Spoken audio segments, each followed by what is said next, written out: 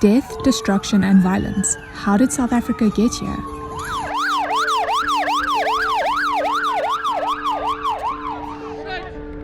They're still inside. Dozens dead, shops burnt and ransacked. Shelves stay empty as outbreaks of looting and rioting spread across parts of South Africa.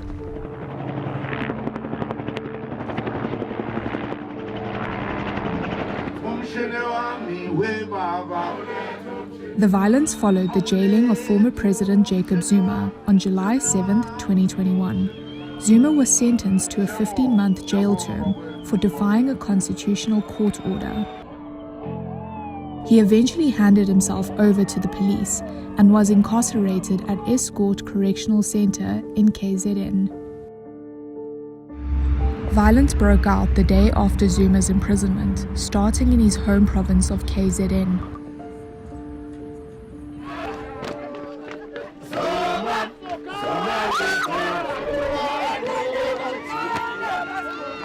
The protests escalated and trended on social media under the hashtags Free Jacob Zuma and Shut Down KZN.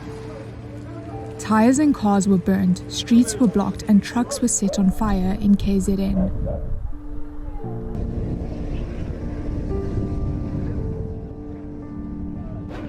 The violence continued. Supporters fired live bullets, threatened to kill, and burnt down and looted important facilities and centers around the province as part of the protest for Zuma's release.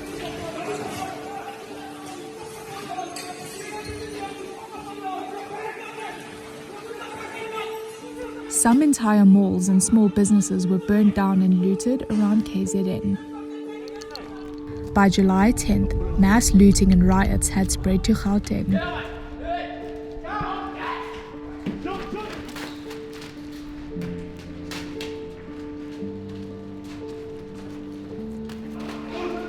Down, rubbish!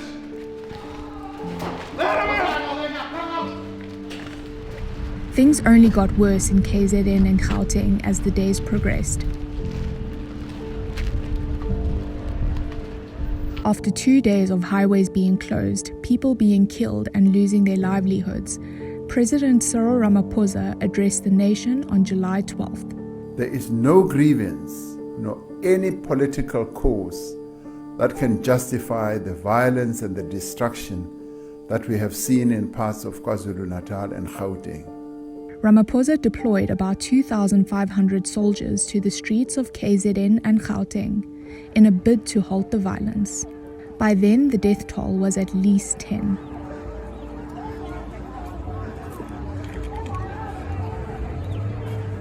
But it carried on and escalated the next day. Thousands of opportunistic thieves took their chance and emptied out major retailers such as Game, Macro, Liquor City, and many more. What a shame. Beautiful country. Absolutely. More arrests were made as police were attempting to stop the violence. At least 72 people had lost their lives in total, and 1,234 had been arrested by the end of July 13th.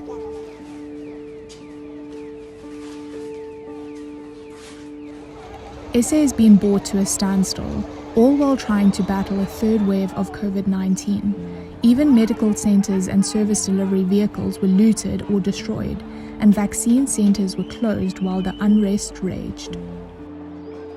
My thoughts were, we a medical center, we will be spared, mainly because we're servicing the community in terms of their health needs, but also because there's nothing to loot.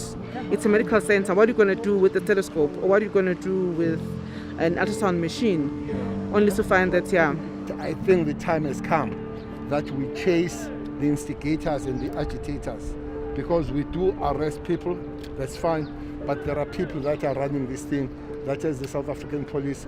Up to this file, 12 of them are identified, so we'll be sitting on them and making sure that they come and answer for the sins that they have caused here. Ramaphosa also warned SA of the threat of job and food security, as farmers have been hit by the days of unrest and looting. Trucks carrying produce have been prevented from delivering to markets, threatening food security. As of July 14th, parts of KZN were still being looted. However, the Taxi Association and community members have been attempting to protect their malls.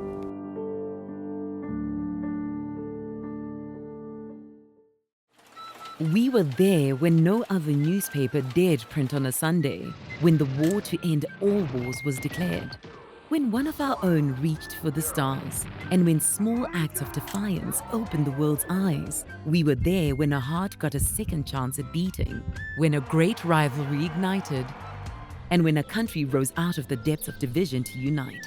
Because for 115 years, we've been bringing you the Right Now, Sunday Times, the paper for the people.